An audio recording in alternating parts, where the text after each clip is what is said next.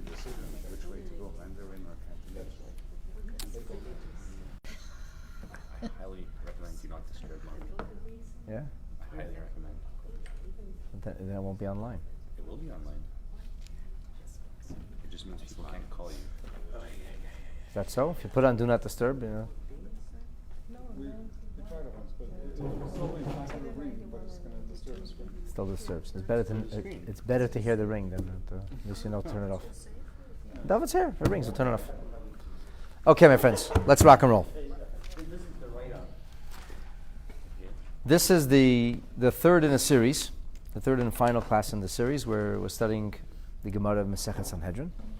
And as a rule, the opening pages of Perek Chelek, the 11th chapter of Masechet Sanhedrin, speak about the concept of the resurrection, the principles of Jewish faith, and the idea of the eternity of the Neshamah.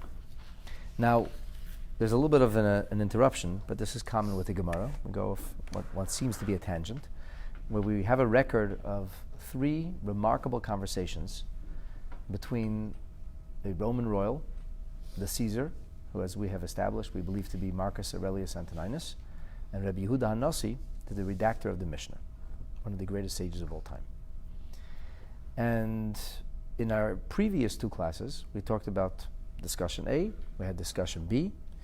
What's going to be unique in tonight's discussion is it seems that this time Rebbe Yehuda Hanassi does not dismiss the attitude and approach of Antonius. In fact, he seems to ultimately kind of acquiesce almost. He says, so I learned something from Antonius, he says. In his humility, he says Antonius made him aware of something. This, of course, presents an enormous question. Did a Roman philosopher know something that Rebbe Yehuda Hanassi didn't know something? Here's a man who studied Torah in an extraordinary way, and Antonius didn't study any Torah. Page 91, side B. So what does that mean? And we'll have to understand that. And we'll also have to try to understand the conversation itself. Now, part of the problem with stories in the Gemara or narratives in the Gemara like this is a language problem. And the problem with language is that the Gemara is using the language it has available to it at its time. But the concepts are timeless. And in our day and age, we have a more sophisticated language because we have a more sophisticated understanding, meaning for ordinary people. But Rebbe Yehuda Hanassi understood the profundity of what we understand today also. But the language that he had was limited. And certainly Antonius' language is limited. So, and we're looking at their language. We have to understand, we have to get past the language, try to understand the content rather than get stuck on the verbiage.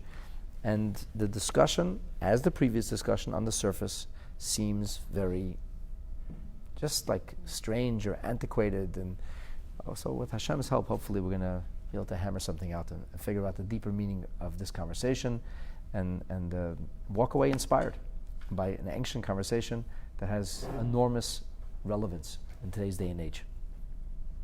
So there will be 2 primary subjects. The first subject is, when does life begin? Which I suppose has bearing on the huge debate in the Western world today about abortion. And the second is the evil inclination. At what point are we predisposed to selfishness, which ultimately, unchecked, can give way to evil? Which has a lot to do with the generation of I, #me, and so on and so forth, where people obsess over selfishness and talk about their rights instead of their responsibilities. It's all about what's coming to me rather than what I have to do for others. But as we will explain. So the Gemara now brings the third and the final segment. V'amar le Antonius. Antonius said le Rebbe, Neshamah ma'emasai nitna bi'adam. At what point does the soul or the spiritual part of a person become fused to the bodily reality? At what point do body and soul, so to speak, begin the journey together? This is the question. So, Rebbe Yehuda Hanassi, of course, is going to give us the Torah answer, but it has to be pointed out that the Roman and Greek philosophers were not atheists, they were polytheists. They didn't believe in no God. They believed in many gods. They believed in shamans. They believed in spirits. Marcus Aurelius is a philosopher. He's a Stoic philosopher, to be precise, which is a specific stream of Greek philosophy. There is no such thing as Roman philosophy. Romans don't have any philosophy.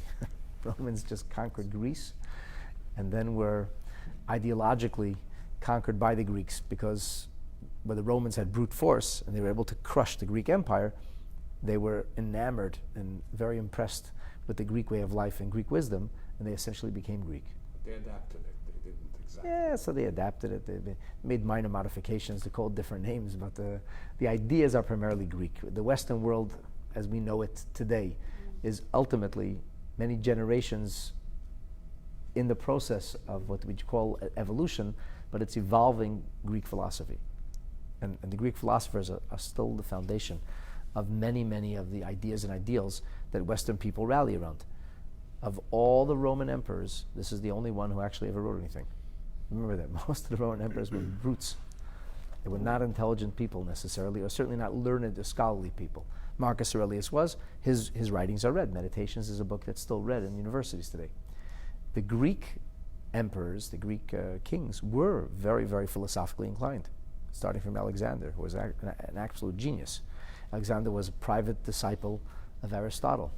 Aristotle was hired as a young man by a king whose name was Philip, of a Greek province named Macedonia, and Alexander was tutored by Aristotle. Aristotle taught him all kinds of things.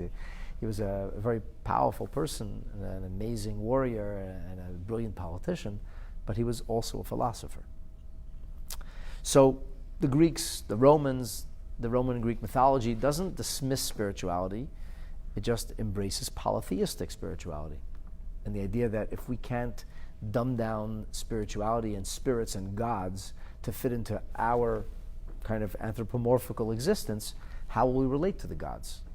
Maybe there's some great big God out there that nobody can talk to, but in order to relate to that God, we have to have a God who has some kind of iteration that's more human-like. Incidentally, the Western world has kind of extended this, in as much as it may be called monotheism in many circles. It really is the same intermediaries, because you feel that you cannot be connected to God, so you worship the intermediary instead of worshiping God. And ultimately, the intermediary maybe can help you to be connected to God, but you need to be connected to the intermediary, which is very, very, very, very different than the Torah idea of Vayaminu B'Hashem of Moshe Avdei. As we offer the metaphor many times, Moshe Rabbeinu is transparent. He has no selfish bone, so to speak. No, Vanachnu Ma, says Moshe. We and our, but nothing. So when you look through the glass window and you see the beautiful imagery, you aren't seeing a glass window, you're seeing the imagery. You're seeing the beautiful meadows, you're seeing the ocean, you're seeing the sky, and the window is transparent. So Moshe Rabbeinu is a transparent kind of nexus. We're connected through Moshe Rabbeinu. V'aminu b'Hashem, our faith in Moshe is that Moshe is so cleansed of any kind of personal interest or personal ideas that it's only the word of Hashem that comes through him. And the Rabbeinu Nissen, the Ran says, and I think in the Rosh Vav, he asked the question, if Moshe Rabbeinu is supposed to be the greatest teacher of all time, is Rabbeinu, how come Hashem gave Moshe Rabbeinu a speech impediment? It's like so oxymoronic. The man who is called Rabbeinu or teacher, he's not even called Nivienu. Okay, a Navi, you don't really understand him, you need somebody to explain him. He's not called Malkeinu or Hamelach, he's called Rabbeinu, he's a teacher. Why would God make the greatest teacher of all time a person who stammered and had a speech impediment? And his answer is very simple. If Moshe Rabbeinu would have been a great speaker, then you could have thought that the reason that people bought into or believed his message was because of the powers of his oratory. History is littered with demonic leaders of nations who had amazing gifts of gab. I mean, the most famous example, and I hate using this example because it becomes overused, but Hitler was an amazing speaker, and he literally poisoned the minds and the hearts of millions of people. So if Moshe Rabbeinu had great oratory, people would say, yeah, people bought into it. He's a great speaker. He was so charismatic. He was so lucid. He was such a communicator that people would believe him. But because Moshe Rabbeinu really couldn't speak to save his life, because he was a lousy communicator, if people were hearing his message, they weren't hearing Moshe Rabbeinu's message, they were hearing the message of Hashem Yisbarach. And that's the idea of Vayiminu v'Hashem of Moshe Avdi. If you can't believe that a Moshe Rabbeinu can be totally selfless, and so that he doesn't color anything with his own personal self-interest, and that the Nevi'im, that the prophets that followed, and the greatest of tzaddikim of the ages didn't color the Torah with their own personal ideas and vendettas, so then you say, I'm not worshiping Hashem. Well, how could I worship this person? It's his ideas. But if his ideas, that's not really God's ideas. And that's where the premise of, if we cannot accept that there could be Nevi'im and tzaddikim that can literally transcend selfishness into selflessness and total, absolute self-abnegation, then it's impossible for us really to serve Hashem. And ultimately we're serving people, chas v'shalom. So there's a world of difference. World of difference between where Marcus Aurelius is coming from, even though he respects Rabbi Yehuda Hanassi, but he has very different ideas. And his spiritual system and his inspirational life is worlds apart. I guess where they have this, where they meet is they both believe in a soul. The Roman and Greek mythology believes in a soul. Of course, the soul. They believe in the afterlife. They believe in eternity, and not necessarily the way the Egyptians believed in the eternal afterlife, meaning you have to preserve the body in order for there to be an afterlife. We don't have mummification going on in Rome. We don't have people preserving the corporeal or material reality. The soul goes its way, but they believe the soul lives on forever, and of course it does. So Rabbi Yehuda Hanassi is asked by Antonius. Antonius says to him, so tell me, Neshamah, the Neshamah that we both believe in, so me'emasai nitna ba'adam. Rabbi Yehuda Hanassi obviously believes that there's one God, and the same God that created heaven and earth is the same God that created each Neshamah and fuses it in together with a body. And probably Antonius believed in the stork, or the equivalent, whoever they used to worship, the God of souls who would deliver the babies or whatever it is. But at any rate, when does that happen? And so what's the options? What's the options? From conception. So the option is b'shas pekida or mishas yitzira. Very interestingly, the notion that a baby is not a human being and can be killed with impunity if his mother so desires did not exist in the ancient world. In the ancient world, it was clear that a pregnancy was a human life. There was no question about that. Not because they were crude. No, because they were sophisticated. Today, people are spiritually crude. Today, people murder babies. Imagine this. Imagine if you had a person who, because of his observance of Shabbos, wouldn't violate the Shabbos to save a pregnancy. Imagine what secular people would say about that. Rightfully, by the way, but imagine what they would say about that. His religion is murderous. They kill people. Would be the most horrible thing. Of course, that's not the case. The halacha is we do violate the Shabbos to save a pregnancy. And yet, if a secular person says, you know what, I don't think I want this pregnancy, then she's a hero. That's a big mitzvah. Because it's my right. It's my body. Think about that. I mentioned this previously, how Scott Peterson was convicted on 2 counts of murder. He was convicted for killing his baby. So if Lacey would have killed the baby, they make a parade for her. But if Scott kills the baby, then he gets convicted of murder. It doesn't make any sense. In the Western world, it doesn't make sense. And the horror stories that have been coming out of quote-unquote Planned Parenthood is enough to make anybody sick. Videos and terrible, terrible things of babies screaming and horrible stuff. So there wasn't even a question. With all the immorality of the ancient world, to them it was clear that a fetus was a baby. That wasn't a question. But the question that Antonius was wrestling with is, so when does the neshama actually kind of attach itself to this body? When is it not just a piece of meat or not just a biological phenomenon? When is it a human being? Because a human being is a human being not by virtue of flesh and bone. It's not because the human being is structured a certain way that makes he or she a human being. Even science, which chooses, unfortunately, to look at the human being along the continuum of other animals and calls us a homo sapien, just means a smart mammal. But even science has to say there's some kind of consciousness about humanity. It's like, you don't find that consciousness elsewhere.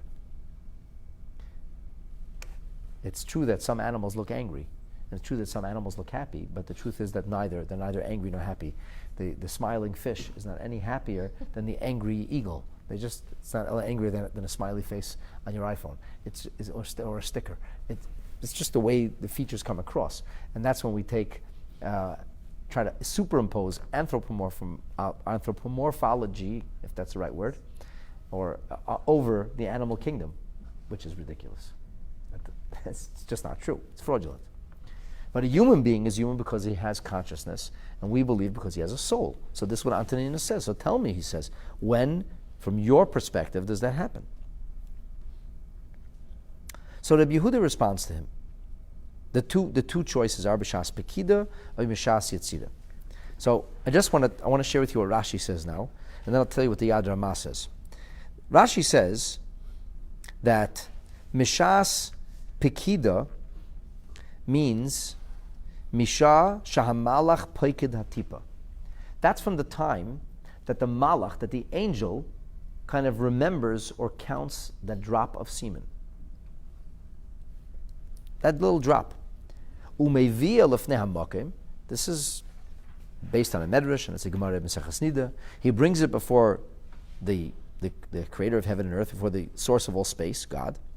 And the malach says, what will be with this drop? Tall, short, fat, skinny, smart, stupid, beautiful, ugly, and so on and so forth. That's what the Gemara says in Nida. And then it says, Miyad nizrika bay neshama v'chayis. Immediately, soul and vitality is, so to speak, beamed into it. It's fused into it immediately. So the question that Antonius says is, Mishas Pekida, is it from the moment of Pekida or is it Mishas Yetzira? Now it's interesting that Rashi's comment on Mishas Yetzira comes first. Rashi says that Mishas Yetzira means Shenikram kulei bebasar gidim v'atzamis, when the developing fetus has all of the basic elements of a human body, which would mean that it has flesh, it has sinews, and it has bones. It's like a tadpole. I'm not sure exactly at what point it is, but when there's actually flesh, sinew, and bone. When flesh, yes? The organs are all basically developed by 12 weeks. All the organs All the organs are developed by 12 by weeks. 12 weeks, yeah. So whether this means 40 days, because we have this idea that after 40 days, which is usually 6 weeks after the last period, which is what the OBGYNs go by today, by the way, and that becomes like a form, that becomes like a zygote or like a tadpole or whatever. There's 2 eyes and there's 2 nostrils already that are visible, and there's a heartbeat that's easily able to be seen. There's this like blip on the screen that goes like this. So that's Mishas Yetzira. And B'shas Pekida means right from the first moment. So Rashi's commentary on B'shas Pekida comes after Shas Yetzira.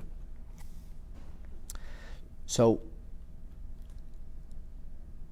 I think that Rashi's comment comes later on, not on the first B'shas Pekida, and I'll tell you why. The Yad Ramah argues with Rashi very vehemently, and he says that Rashi's words, Eine ele divrei chaloim, he says. It sounds like a dream, he says. So what do you say? Yad Ramah. So Yad Ramah says it means from the time that the sperm actually makes it into the uterus where a pregnancy would be achieved, from that time, supposedly, that moment that the pregnancy is achieved, that means Mishas Pekida. Now, I don't know if this is true, but on the internet there's something about a flash of light that supposedly happens at the moment when the sperm and the egg collide. So, I don't know if that's true, but it would be quite fascinating if it is true. Why does Yad Ramah say Rashi's words are chaloim? Because Rabbi Yehuda Hanasi knows about this. This is a Gemara. How does Antonius know or believe that the Neshamah gets taken before God and God says Matahei Allah? We don't have that in Roman mythology. But interestingly, Rashi says this later on. He says it when Rabbi Yehuda talks about Shas Pekida. It's very possible that Rashi and Yad Ramah are arguing. Yad Ramah is talking about what Antonius meant when he's made his suggestion, and Rabbi Yehuda is talking about from a Jewish perspective. So biologically speaking, what's reasonable to say is the moment a pregnancy is achieved. The moment the pregnancy is achieved, so at that moment, we have a situation where the Neshamah is already attached to this. Or not, or is it only when there's actually some kind of human form that can serve as a receptacle for the Neshamah? So Rabbi Yehuda responds and he says, Omar lei mishas yetzira. Rabbi Yehuda says the Neshamah would attach itself to the body from the time that there is a yetzira. A Yitzira means that there's some kind of creature. There's some kind of human, you call it a vessel, call it a receptacle, an envelope, a human convention. Because before that, it's just biology. Before that, it's just, even though it has the potential of developing into a human being, but before that, The entire code is right there. the genetic code is there from the first moment, yes. It's mind-boggling how it's there. Everything is there. Everything from eye color to hair color to the bone density, it's all there from the beginning. That's correct in the genetic code. But it's there potentially, it's not there in actuality. It reaches some point of actuality later on.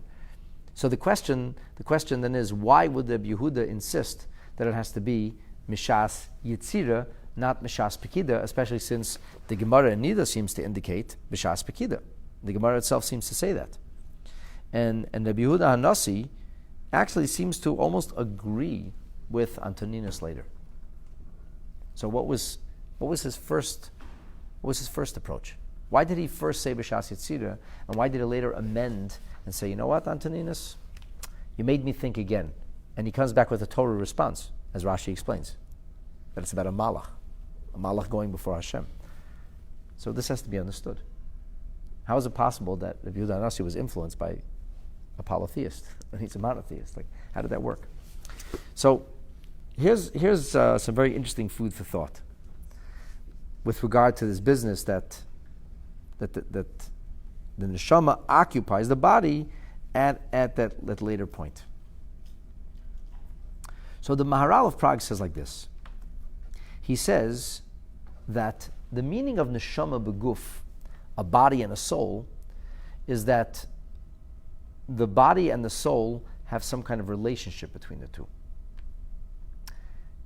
That is to say, all of the souls that will be born already exist. The Gemara tells us that Ein ben David ba ad sheyichla kol neshama shebeguf. Mashiach won't come until every soul is emptied from this trove, this repository of souls, which is called guf. That's the name of it. It's funny. The body's in a guf, and the body starts off in a repository called guf, as Rashi says over there in the Gemara. So that is to say the neshama exists before the pregnancy, long before the pregnancy. And we have some very powerful statements which are made in the Talmud about neshamas, souls, that existed in a very real way long before pregnancy, long before there's any body. What's the most obvious statement? You all know this, you all heard it. We say that every single Jew was present at Matan Torah. So what does that mean, every Jew is present at Matan Torah? The soul. Okay, so that my soul was present. Now, it's not me, it's not I.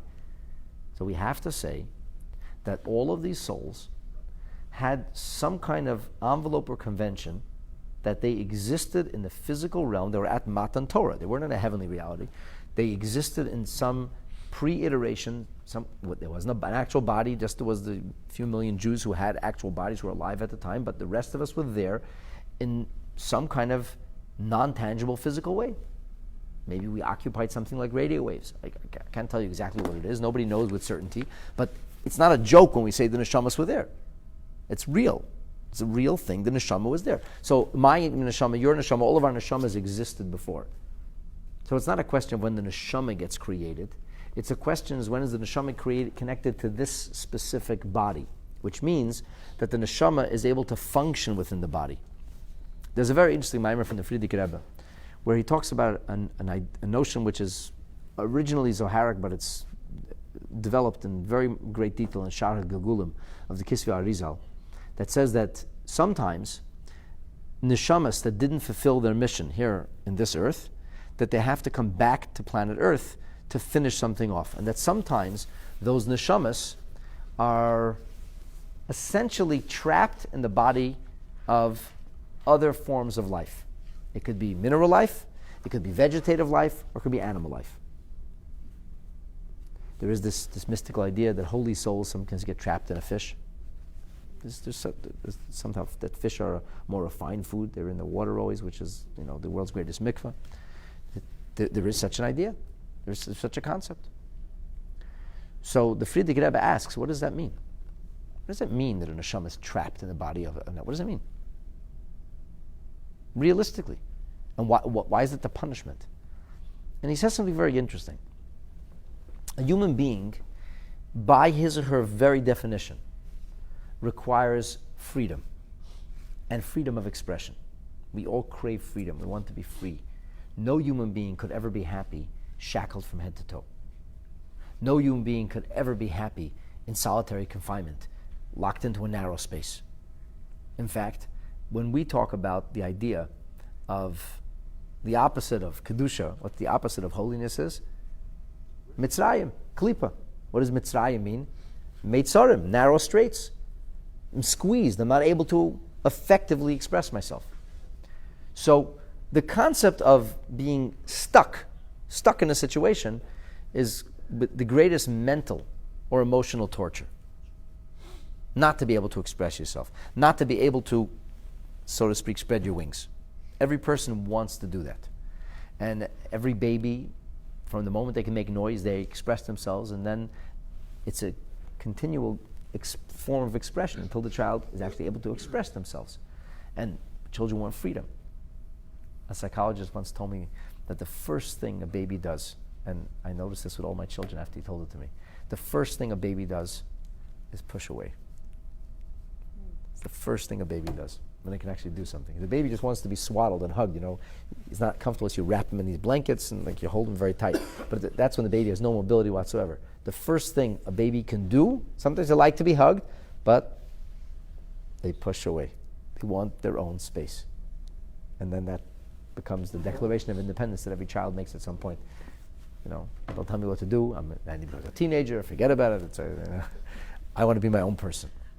People want to cut the cords, be free, want to do their own thing.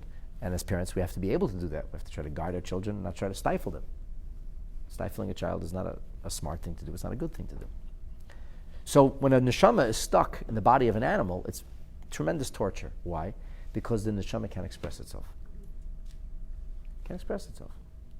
There's a beautiful letter from the Rebbe where he addresses the subject of Ein lecha ben chayrin ela misha oisik b'Torah. It's a statement that's made in the Mishna. The Mishna says about the luchot, about the tablets of law, which were engraved. It says, Al tikra charus, don't call them charus, and there's a machlekes of the Rishonim. What exactly is the Al tikra? Is it because usually we call it chakuk, not charus, or the first time it doesn't say charus, which is another Hebrew word for engraved? Whatever it may be, but there's different discussions in the Rishonim what exactly the limud of Al tikra, which is a methodology of reading into words in the Bible and understanding multiple meanings, like pun intended. Don't read it this way, read it this way. In English, we put in parentheses, register, parentheses, read, pay, or something like that, like reading into something. So we have in the Al Tikra methodology, that's to be something that tips us off. So there's numerous opinions as to what exactly tips us off, but it says Al Tikra charus, don't call the luchot engraved, ela cherus. Call them cherus. She'ein lecha ben chayrin, there is nobody truly free, ela misha oisik b'Torah. Now, here's something interesting. Our rabbis tell us, it doesn't say that everybody who is immersed in Torah is free. It says you'll never find anybody who's free that doesn't engage in Torah. That is to say, not everybody who engages in Torah is free, but everybody who's free engages in Torah. Now, of course, what does that mean? What does it mean? Ein lecha ben chayrin? There's nobody who's free? There are all kinds of people out there who will tell you that they feel the Torah inhibits them and shackles them and limits them, and that they're only free when they throw away the yoke of the Torah. Chas v'shalom. So what does it mean, Ein lecha ben chayrin? So there's this beautiful letter where the Rebbe says, when we talk about freedom, freedom has to be experienced for every entity on its level. And the Rebbe says, for example, a plant wants its freedom. What is the freedom that a plant craves? To be able to grow, to be able to spread its leaves. So what would be shackling? What would be the opposite of freedom for a plant? When you put them in a narrow area where it can't express itself, where the plant can't open up. The tree can't open itself. Now, does the tree feel shackled because it's stuck in one place? Does the tree feel limited? Does it feel that it doesn't have its freedom because the tree doesn't want to be separated from its source? If the tree is uprooted, it's no longer alive. That's actually death for the tree. That's not freedom, that's death. So what the tree wants is to be able to spread its branches. The tree doesn't want to spread his roots. He doesn't want to be uprooted. He doesn't seek mobility. Now, let's talk at the next level of life. Let's talk about an animal. An animal not only wants to express itself, run free, animal wants to run freely. It's not enough if you took an animal and you chained him down, but you let him move his hands as much as you wanted, you're not going to have a happy animal. What does the animal want to do? It wants mobility. It needs to go. It needs to go. And the more limiting the space is, the less freedom it has. And actually animals change. When they put animals in the zoo, even though they build them nice little habitats, they're very limited. They're roaming around that same square kilometer or less, and they get frustrated. And they actually change. And the genetics change, and they can pass it on to its epigenetics. The animals born in captivity don't have the ability to survive in freedom. And there's amazing studies done about animals born in captivity that were released into the wild and actually died. It can't survive because it doesn't. It needs to have it in its genes, if you will, and superficial genes actually are modified and that passes on. It would take a tremendous amount of change for an animal to adapt and adjust itself. So that's what the animal wants. Now, does the animal need to speak? Does the animal need to vote? Does the animal need to get a license and drive? Yes, the animal doesn't. All he wants is mobility. Don't lock me up, that's all. Now, if a human being would be allowed to run free, whatever you want, you can spread your hands, you can flail your hands all day. In fact, you can run. How much space do you want? 10 acres, 20 acres, how much space do you want? You can run everywhere. Open your mouth, we'll shoot you dead. How does that work? How happy are people when they have no freedom of expression? The most dour people in the world lived in the Soviet Union. There you go. There was no smiles. I have a friend that has a theory that the reason people drink so much in the Soviet Union is there was no other way for them to be happy. I don't want to offend anybody. I'm not trying to offend anybody from Russia, but maybe that's true. They had no freedom. They had no freedom. They were terrified to say a word because the wrong word could land you in Siberia, or worse. So, as the famous American patriot Patrick Henry said before they hung him, he said, "Give me liberty, or give me death." So what does a human being need? A human being needs not just the freedom to run everywhere, that's good enough for an animal, but a human being needs freedom to be a human being. The Rebbe says, and a yid requires the freedom to let his neshama soar. And the only way your neshama can soar is if you're studying Torah. Because studying Torah enables you to realize your own spiritual potential. So, ein lecha ben chayrin. You're never going to have anybody who's truly free, meaning is able to truly express the neshama. Elamisha isik b'Torah. Otherwise, the neshama is inhibited. The neshama is not set free. Only through Torah, only through elevated consciousness and knowledge of Torah, is it possible for the neshama to be set free. Rabbi, didn't Patrick Henry plagiarize the Torah? Ezekiel said that. I told my son-in-law this today. Would you Really? imagine that I told him this today, that Patrick Shkacha Henry pratis. plagiarized Ezekiel? Is that not true? Listen, the founding fathers of the United States were deeply inspired by faith, and they had a tremendous respect for the Hebrew scriptures and teachings. Not You know Jefferson, but Adams did. Well, Washington said some very hostile supposedly they said hostile things about Jews. Adams said nice things about Jews, but Adams said even Jefferson, who said hostile things about Jews, he still liked their Torah. He just didn't like them, Right. right? Which is the irony of I guess Christendom. It said like the Jewish people are good enough to give them a God, but they still hate the Jewish people. Like it's like a catch-22. The Torah they were inspired by, right? And they appropriated portions of the scripture that spoke about freedom, and they imagined themselves to be like the emancipated Hebrews. That's how they saw themselves.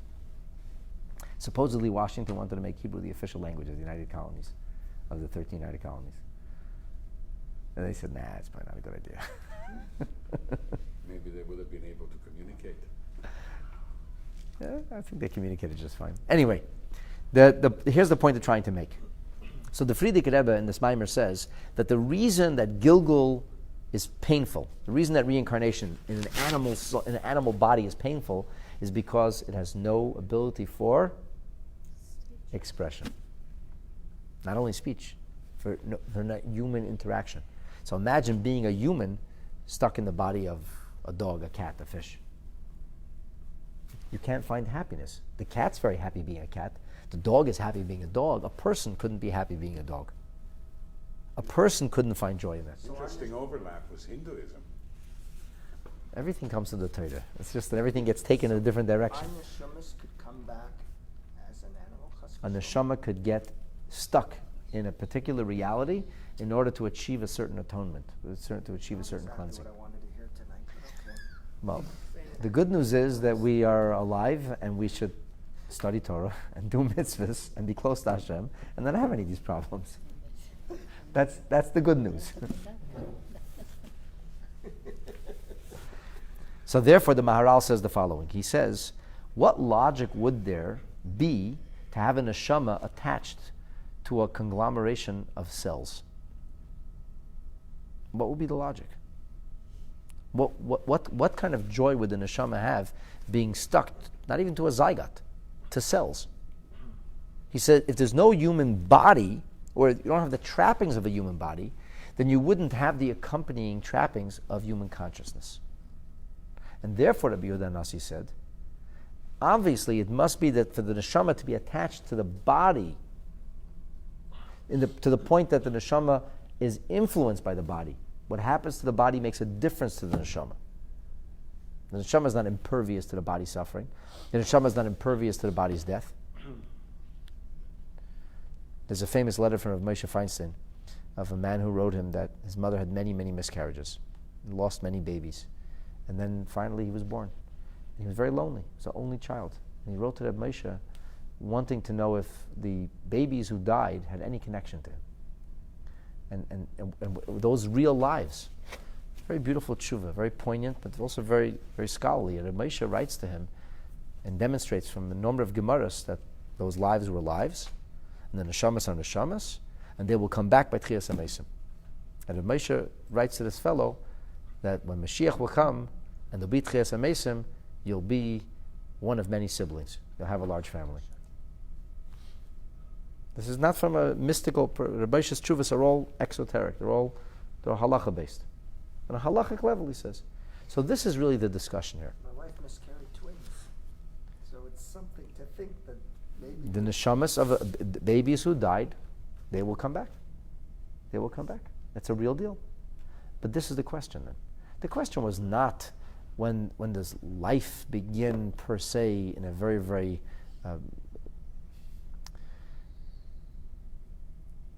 it's not a secular question. This is a very deep spiritual question.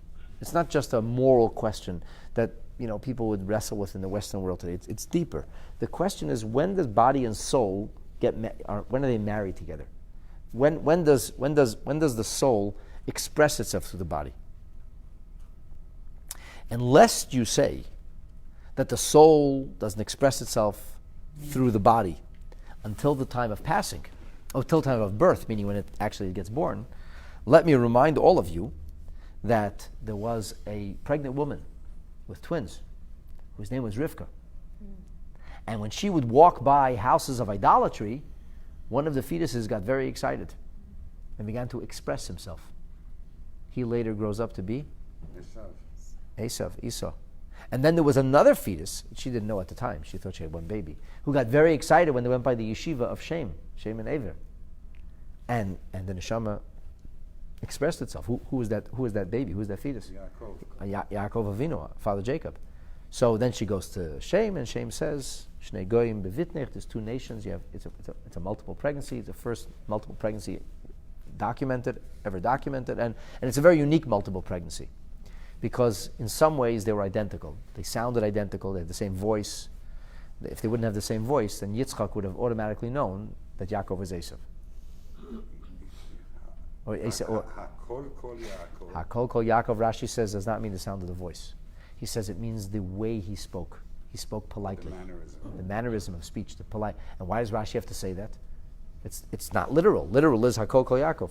Because Rashi has to use that medrash because on a literal level, there's no reason that Yitzchak should have been fooled. He said, come here, I have to feel you. All blind people have the ability to know who they're talking to by the sound of their voice. Certainly if your own children. If they didn't sound exactly the same, it would be impossible for Yitzchak to have been confused. He should have known immediately that was it. So therefore Rashi has to explain it as hakol means not the voice, not the tenor or the sound of the voice, but rather the way of speaking. Has to be that way. Anyway, this is a class I once gave. It's a different thing. Basically, Yaakov and Esav were fraternal twins, but not in the typical sense. Because usually identical twins are when the pregnancy is achieved and then the embryo divides. Those are identical twins. So that's called maternal twins. And fraternal twins means when there's actually two eggs that get fertilized either at the same time or around the same time, and therefore they're no more alike than any two siblings because they're both of the same eggs from the same mother, sperm from the same father, but they're actually two different pregnancies.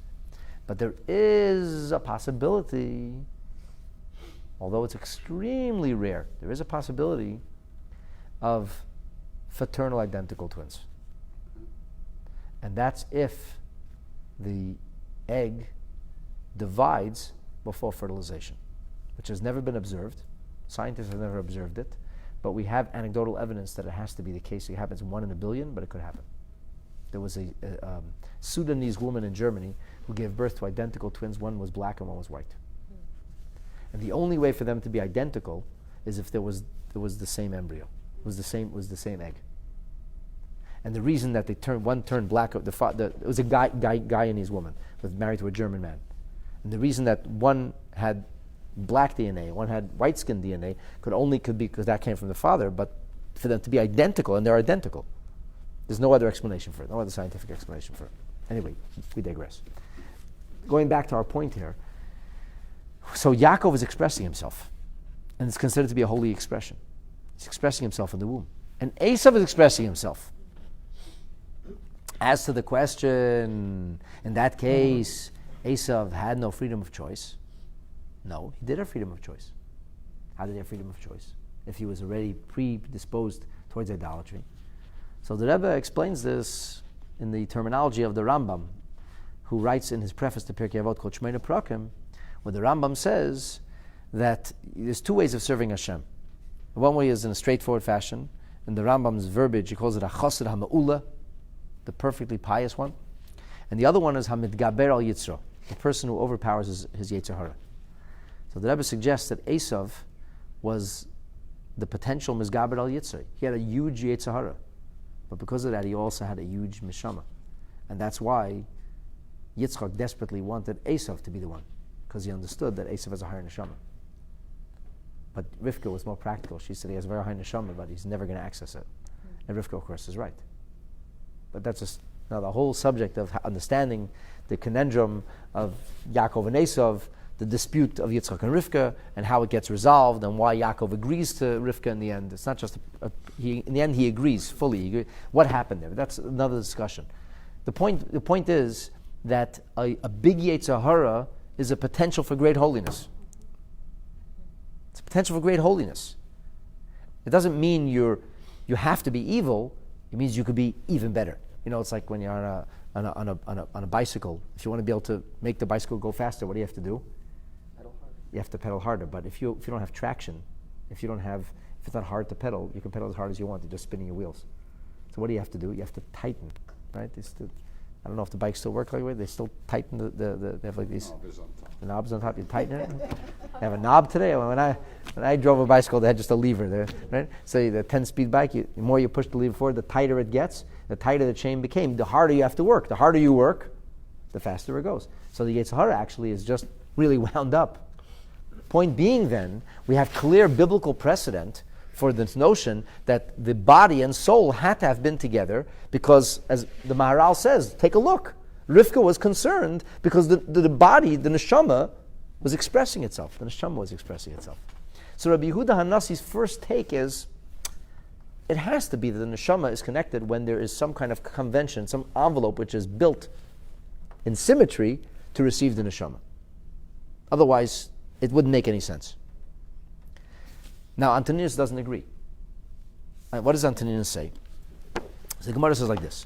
Antonius comes back to Rebbe and he says, how could that be? And this is going to sound very strange, so I'm telling you, but take it out of its literal language. I think there's something very profound being conveyed to us here. Omar Lei, Antonius says to the Rebbe Nasi, he says, Efsher chaticha shal basar, oimedes shleisha yomim b'loi melech. Can you have meat that remains without salt, which is a preservative? It's an ancient preservative. Can you have meat, flesh, without preservative that remains viable and alive? The answer is no, of course. On a literal level, what will happen to meat if it's not frozen or it rots? It has to rot. So Antonius says to Rebbe, how could you tell me that the life begins, the Neshamah is attached to the body from the time, whether it's 40 days like some of the Mefarshim say, or maybe a little later. How could you say that it happens then? After all, if there would be no Neshamah attached to this body, then the body would rot. Because it's independent of his mother. Now, incidentally, what happens to unfertilized eggs? They die. They do rot. They get discarded. That's what a period is. The menstruation, the menstrual blood, is the loss of what was once could have been life, had it have been fertilized. So it actually gets lost. What happens to semen if it doesn't achieve a pregnancy? What happens to the sperm? It can live a maximum of 3 days, and then it's dead. And that's why the Jewish people, when it came to Har Sinai, had to separate from their wife 3 days before. Why? Because we shouldn't have seminal material that's exiting the body of a woman within 3 days. It could still make her impure, because not only does menstrual blood cause impurity, but seminal material also causes impurity, with the proviso that it has a potential for life, which means it hasn't rotted yet. Once it's rotted, this is basic Gemara. So once it's rotted, then it's no longer considered to be seminal. It doesn't have viability anymore. In order for something to be ritually impure, it has to have the potential of life. All impurity is when something dies. Death is the form of impurity, when it's emptied of life. So therefore, Antonius says to Rebbe, I can't believe you're saying that, he says. If it would have no life, then it would die. If it's just biology, if it's just flesh, but there's no soul attached to it, then how does it survive? Then it should die right away. And of course, the problem is it doesn't die right away. It remains alive until it forms and develops into the beginnings of what's clearly a potential human being. Ella, so Antonius said, sorry, Rebbe, sorry. It has to be Mishas Pekida. So what happened is, Omar Rebbe said, Dover Zeh Limdoni Antonius. This thing was taught to me by Antonius. This is something I learned from Antonius. Umikra Misayei. There is a pasuk, there's a scripture that actually aids Antonius' approach. And what would that be? The pasuk is a pasuk in the book of Job, in the 10th chapter of Job, that it says over there, Ufkudascha Shamra Ruchi, which means from the moment of Pekida, Pikudascha, which literally means to be remembered, the moment of remembering, that's when Shamra, that preserved Ruchi, my spirit. Now, Rashi will tell you that this is the idea of the Neshamah being passed before Hashem, and Hashem says, he comes with a tipa matahela, and Hashem says, short, tall, fat, skinny, smart, stupid, and so on and so forth. Whatever kind of Neshamah, whatever the body's going to be. And that's the Pekidim. According to Yad Ramah said that it's the moment of pregnancy is achieved. So how does that work with Lashon, the language of Pekida? The answer is very simple. Yad Ramah would tell you that it says, V'Hashem pakad es-Sarah. Hashem remembered Sarah. What does that mean, Hashem remembered Sarah? That means that the pregnancy was achieved on Rosh Hashanah. Sarah became pregnant on Rosh Hashanah. So the idea of Pekida is when sperm and egg collide, when there's that moment of fusion. And that's called Shas Pekida. So the pasuk, since it says Pikudascha Shamra Ruchi, that the Pekuda, or the remembering, is what kept my spirit. So since that's what kept my spirit, what do we have to understand from this? We have to understand that the spirit was already what was keeping me, or keeping the body, from the first moment. Which of course gives us a huge question mark here. So did really Antonius teach Rabbi Yehuda Nasi something he didn't know? Yehuda Nasi didn't know the pasuk. How do we understand this? So the Maharsha says that Rebbe Yehuda Hanasi's initial approach was that it's the Neshamah of the mother that nurtures and keeps the zygote alive. So of course, without a Neshamah, it can't live, clearly. Once the eggs are released from the ovary, it's no longer part of the mother. And that's why it doesn't make it. It can't last. However, if the egg becomes fertilized, Rebbe Yehuda Hanasi felt somehow the mother does still cocoon or nurture the soul, and biologically speaking, it's actually right, because what happens is that the newly achieved pregnancy, it nestles or settles in a particular area of tissue. I'm forgetting the name right now. You maybe It embeds itself in the uterus. Endometrium, the wall of the uterus. Yes, and sometimes, in a rare occasion, when it embeds itself in the wall of the uterus, it can even cause uterine bleeding, which is a shayla in halacha. But there is an embedding process, and that happens within the first 3 days. So that would mean, this is what the Maharsha is saying, that when it gets embedded back into the wall of the uterine wall, that it's almost as if it gets reabsorbed back into the mother's spirit. So Rebbe Yehuda Hanasi initially understood that obviously it has to have life, but its life initially is the mother's life. Until the mother is able to, so to speak, it doesn't remain tethered in the uterine wall the whole pregnancy. At some point it breaks free. It's only for the initial nurturing, the initial development, the growth. Well, the placenta still remains there. The placenta remains in the uterine wall. Yeah. Yeah, but at some point there's an independent little body in there. You see it. You see it on the. Is connected with the core. Yes, of course the placenta is connected, but initially that zygote, it's not identifiable. You cannot see it as a separate entity. The uterus looks empty. It's embedded into the wall of the uterus. So Rebbe Yehuda Hanasi, Maharsha says, initially believed that the spirit of the mother was what kept this flesh alive, if you will, and developing. Until such time, it was called Yetzira formation, which let's say is 40 days, when there's some kind of body that's there for the soul to express itself, and then the soul attaches itself to the body. As I said, biologically, it's not illogical. Biologically, it makes sense. Biologically, Rebbe Yehuda Hanasi's approach is right, but Rebbe Yehuda Hanasi said, nonetheless, Antonius made him realize that it wouldn't be right that would only be a biological reality that's existing by extension of his mother's spirit. So the spirit, the Neshamah that will be yours, is already connected, but even though it can't express itself. It's a very interesting idea. In other words, usually a body and a soul means that the soul expresses itself through the body. It turns out, in Rebbe Yehuda Hanasi's second approach, maybe the first 40 days, the neshama is connected to the body as in shamra ruchai. It's keeping the spirit, but it doesn't have a way to express itself. Now I want to give you an interesting theory. It's an interesting theory. So the most fulfilling thing for a human being is to be giving something to somebody else. The greatest joy that people have is in giving. Unfortunately, they don't know. Many people never experience that joy. They're always taking. They never experience the joy of giving. But to give is the most joyous thing. It's the most fulfilling thing. And in fact, it's probably the most important thing in life. You know, go back to Viktor Frankl's psychology. And the idea of man's search for meaning. What kept him alive in the concentration camps? It wasn't his faith. He was not a Jew, even though later he used to put on tefillin every day and say the Shema in his bed, which nobody knew about. But he married a non-Jewish woman after. He had nothing to do with the Jewish faith, overtly. Right? What he says, what kept him alive? What kept him alive was the belief that he would meet his wife again. He loved his wife, the belief he would meet his wife again. So she died right away. He didn't know that. She was burned in the ovens right away. And that was what kept him going. In other words, so Frankl's idea is you have to have some kind of meaning in life. And meaning, as long as you have meaning, you can live.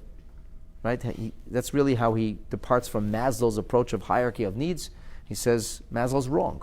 Why? Because the hierarchy of needs posits that meaning is a nice cherry on the top, but it's not what's required. It's not necessary. You need to have your biological needs met. You need to be well fed. You need to be taken care of. Then you need friendship. Then he says you can have the arts and entertainment and meaning. But Frankl said that doesn't make any sense because he saw people in the concentration camp who had no food, no shelter. They had nothing. And the difference in those who lived and died wasn't an extra smidgen of margarine. The ones who lived and died, because he was like doing studies, it's unbelievable. Like in the middle of this, that's how his mind was working. He was doing, huh? He referred to it as logotherapy. Logotherapy. Giving people meaning. That's right. Okay, so let me tell you an amazing story about meaning. So, as many of you know, the Rebbe suffered a terrible, devastating heart attack on Shmini Atzeres night of 1977. Devastating heart attack. Biologically, naturally, he never should have recovered. The next morning, he had even a worse heart attack. There was no pulse for 7 minutes.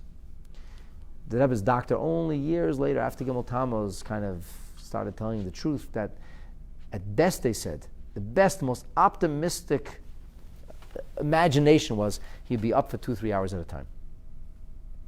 The Rebbe's schedule was, you could see with your own eyes, it was like mind-boggling. Mind-boggling, sleeping 2 hours a night, working continuously. I saw again and again and again, the Rebbe would sit on the Fabreng at the end of Yom Tov. Man is almost 90. Sit down, spoke for 7 hours with small intervals, copiously covering the entire Torah. Profound, deep ideas with no notes, saying l'chaim to people in between, encouraging the singing, saying l'chaim. Then after davening Ma'ariv, then making Havdalah, then standing on his feet and pouring wine for everybody who wanted, for people who came from the tri-state area in New York, till 3 to 4 o'clock in the morning, without a washroom break, without stopping for a moment, and his face blazing with passion, with love for Klal Yisrael. You said the Rebbe, Olav Shalom, didn't have a pulse for 7 minutes? Yeah. Says du gewinner Gott. Oh, I cannot fathom. It's mamash a miracle. It's a miracle. The Rebbe's years are. The amazing thing is that the last Farbrengen before the heart attack, the Rebbe said about his father-in-law that he said that about his Rebbe that the doctor said that the last 17 years of his life didn't make any sense. He couldn't explain the last 17 years of his life. After the heart attack, there were about 17 years of life. Anyway, the point I want to make to you about the stories like this: the doctors all said the Rebbe has to go to the hospital the night of Shmini Atzeres. If he doesn't go to the hospital, he's not going to make it. And the Rebbe refused to go to the hospital. And they tried to pressure the Rebbetzin into agreeing to give the Rebbe a shot to knock him out and take him to the hospital to save him. And they came to the Rebbetzin, and the Rebbetzin said she has to think. And she, after a moment of reflection, she said, since the day I got married to the Rebbe, there was never once I ever did something against the will of my husband. And I'm not changing that tonight. And the Rebbetzin said, no, if the Rebbe wants to stay, he's going to stay. So there's a long story, but there's a Nobel laureate who's a cousin of my grandfather's, who's probably the biggest cardiologist in America, professor at Harvard. He's still alive. His name is Dr. Bernard Lown.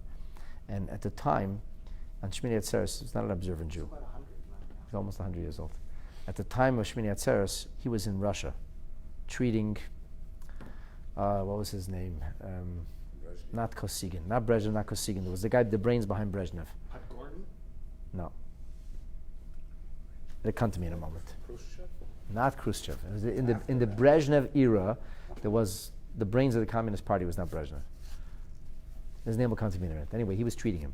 So clearly, Yeltsin? not Yeltsin. No, during the Brezhnev era. I'll Google it. I'll get it. Here's the point of the story. Clearly, he's a very big doctor because they were taking a doctor from the United States to treat the most important man in Russia. They did it more than once. And he spoke Russian because he's a Litvish Yid. I mean, he left after he was 14 years old. Anyway, my Zayda decided to try to get a hold of him. My Zayda tracks him down, and he gets him to come to the United States. As soon as he heard that I had a heart attack, he said he's going to meet this guy, whoever it was, like the quasi-president of Russia, and he made a final examination and went straight to the airport. He landed in New York the morning after Simchas Torah, on Isru Chag. My father picked him up from the airport, and he brought him to the Rebbe's office. He examined the Rebbe for many hours, and then he spent many hours with the Rebbetzin.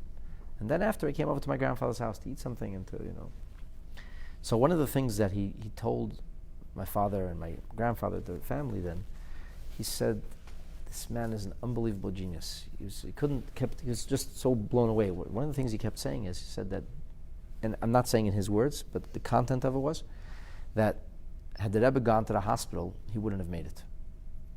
He said because the Rebbe felt by being in his room that he was still serving a purpose. And the idea that he was serving a purpose is what enabled him to survive something that he shouldn't have survived. See, when the Rebbe was in the room, the Rebbe said that the singing and dancing of Hakafas should continue. Initially, nobody wanted to dance for Hakafas. And the Rebbe said that when they'll sing and dance, I'll hear in the room, and it'll give me chayas. So when the Chassidim heard that, they danced all night because they knew the Rebbe heard them. And he said that the fact that the Rebbe was in the position where he was in his room, and he'd be able to hear the singing and dancing in the shul, and knowing that him being there, and that he said, on a very, I'm not talking holiness, I'm not talking Neshamah, I'm not talking tzaddik, I don't know anything about all that. I'm talking on a very, very literal level. This was the observation of a brilliant cardiologist. He said the fact that he felt that he had meaning, that he was making a contribution, that's what kept him going. Which I'm relating to logotherapy. But I'm relating this to this Gemara now. I'm telling you, I'm asking, so what was Rebbe Yehuda Nasi's initial thing? He said, how could it be that the neshama is attached to a body that doesn't have the contours of a human being? It's not an envelope for human expression. What's the answer? The answer is pikudascha shamra ruchi. Because the fact that the neshama is enabling the body to reach a point where it can actually receive the neshama is meaningful in and of itself. Like the Friedrich Rebbe says, when the body is stuck in the body of an animal, it's not accomplishing anything. It's doing nothing. Running around like an animal doesn't do anything for it. It can't express itself. But preserving the body that it will inhabit is meaningful in and of itself. And I think that this is the meaning of Rebbe Yehuda Nasi hearing the words of Antonius, and he says to him, Antonius taught me something. Why? Because he talks about biology. He talks about flesh rotting. He talks about flesh being preserved. Yeah, but what's really going on here is Antonius is emphasizing that something needs to keep it going. There needs to be a source of life. And again, this is much my interpretation. I could be dead wrong about this, but I don't think I am. I could be wrong. I don't know if this is right, but it seems to me that the pshat here is like this. The pshat is that Rebbe Yehuda Nasi's first approach is it must be the mother's neshama, which, as I said, biologically makes sense. The embryo embeds itself in the uterine wall. And the mother keeps it alive. And then Rebbe Yehuda said, Antonius has a point. Why? Because what did he make Rebbe Yehuda realize? He talked about preservation. He said, preservation. Yes, that's meaningful. The neshama has to have meaning. The neshama can find meaning in the preservation of the conglomeration of cells that will develop into the zygote, into the beginnings of a human body. And that's the meaning of the pasuk, Upekudascha shamra ruchi. It should say shamra gufi. What's shamra ruchi? Shamra ruchi doesn't make sense. Rashi says, Mishas pekuda nishma ruchi. What does it mean? The whole point was that Antonius said, without a neshama, the body can't live. And he's telling him, Shamra Ruchi. And Rashi says, Mishas Pekida Nishma Ruchi. So Nishma Ruchi, my spirit lives, means the spirit lives, not the body lives. The neshama finds life. The neshama says, I'm preserving this collection of cells so that it should be Nishma Ruchi. That's enough for a neshama. And therefore, Rebbe Yehuda Nasi says, on second thought, not Antonius is right. Antonius made me think again. Because Antonius introduced the idea of preservation. He didn't mean it. He talked about salt. Antonius is totally he's biologically focused. His argument was a biology argument. But Rebbe Yehuda Nasi heard this. He heard in the argument of biology, he heard an argument of theology. He heard a discussion not of flesh, he heard a discussion of soul. He said, yes, indeed. This is the pasuk in the Yiv. This is, I think, the pshat. This is, I think, what's going on between Rebbe Yehuda and Antonius. And everything we said before is going to help us very much in the last exchange here. This is going to be, I want to finish this. So the final question. At what point does the Yetzirah control the person? So the Mefarshim point out, earlier it says, at what point does the neshama Me'emasei neshama nitna. When is the neshama given? And here it says Me'emasei Yetzirah shoylet. Why did we change verbiage? You know what the answer is? The Be'er Sheva says. The answer is that a neshama is actually in the body. But the Yetzer Hara is not who you are. The Yetzer Hara can just control you. He has dominion over you, but he is not you. He is not you. And that's very important. This is really the germination of the idea, what Alter Rebbe talks about in Tanya, that when you have a Yetzer Hara, bad thoughts and davening, and you feel all down about yourself because look how bad I am, he reminds you, you aren't bad. The Yetzer Hara is bad. You're not bad. Yetzer Hara isn't really you. The Yetzer Hara is just a force you need to overcome. So he never says the Yetzer Hara is not nitna. It's not given into the person. It's shoylet. It controls the person. So he says, at what point does the Yetzer Hara have control? Mishas Yetzira and Mishas Yetzia. Does it have control at the time of Yetzira? It's very interesting. See, even Antonius doesn't think the Yetzer Hara is there earlier. It's not Pekidah, it's Yetzirah. Not Pekidah, it's Yetzira or Yetzia. Why? Because Antonius understood that a neshama can preserve, but the idea of consciousness is necessary to have evil, to have this struggle of good and evil. There has to be consciousness. And he understood that for this there has to be some kind of body, so there should be a corresponding consciousness or soul. So he said, when is it? Mishas Pekidah or Mishas Yetzira? Yetzira, when it reaches the zygotic form, or when it's actually born. And what is Rabbi Yehuda's answer? Amar later, Rabbi Yehuda answers Mishas Yetzira. The time of formation. And how do we know this? Maharal says he knew that from Yaakov and Esau. He knew that. Amar lei, Antonina said, how could that be? Im kain boyed b'mei imay v'yetzei. If so, then he would be a troublemaker and try to escape early. How could he escape early? It's tiny. So some of the Mefarshim say, I think the Be'er Sheva says, it means from 7 months, because once a baby is 7 months old, it could already technically live. And some babies are born at 7 months. Moshe Rabbeinu was born at 7 months. Some babies could be born 8 months is very, very, that's preemie. But it could be born after 7 months of pregnancy. So in other words, once the neshama would have the ability to start kicking on his own, he would want to escape. As I said before, what does a child do? What's the first thing a baby does? Push away. The Yetzer Hara always is counterintuitive. He doesn't want to be dutiful. He doesn't want to follow what you want. He never wants to do what you want him to do. The child's a wilde chaya, right? You tell him go this way, he goes the other way. Why? Why? Because he has Yetzer Hara, that's why. So he says, Antonino said, it can't be. It can't be. If it was right like you say, then the child would make trouble early on. He'd run away from his environment. He wouldn't want to be stuck in that environment, which is selfless in a way. It has to be Shas Yetzia. Amar Rebbe said, Dover zel limdani Antoninus. This thing Antoninus taught me. And he says, Umikra Messiah, the pasuk helps him. What is the pasuk? The pasuk is Lepesach Chatas Revetz. So in other words, Rabbi Yehuda Nasi said, you have a point.